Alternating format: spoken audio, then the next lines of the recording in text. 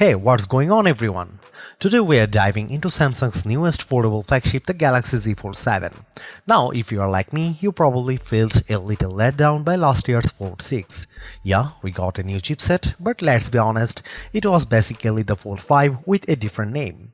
This year, that changes.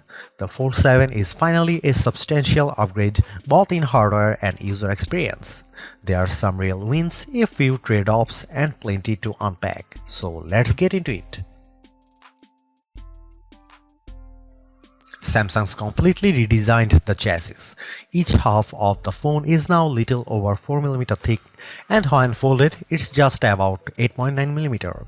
That's the thinnest fold they have ever made, and it really shows. The whole thing now weighs just 215 grams. To put that in perspective, it's actually lighter than the Galaxy S25 Ultra despite having two screens and a hinge in the middle.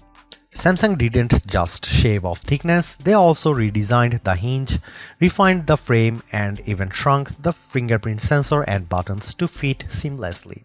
It feels way less bulky in the hand and far more like a premium slab phone when closed. For the first time, I could actually see this being my main everyday phone. So let's talk about usability. When the fold is closed, it feels slim, comfortable, and functional. Typing one-handed, totally doable now. No more weird, narrow feel, they really got the ergonomic right this time. And when you unfold it, wow, it opens up to a stunning 8-inch display edge to edge. It's still the biggest screen you can get in your pocket, perfect for reading, editing, gaming, or watching movies. And now it's running One UI 8 on Android 16, which brings a ton of small but smart improvements for big screen multitasking, better split screen behavior, smoother drag and drop, even more responsive resizing.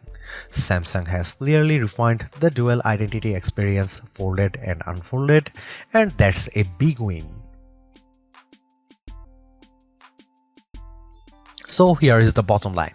The Samsung Galaxy Z Fold 7 is Samsung's most refined foldable yet.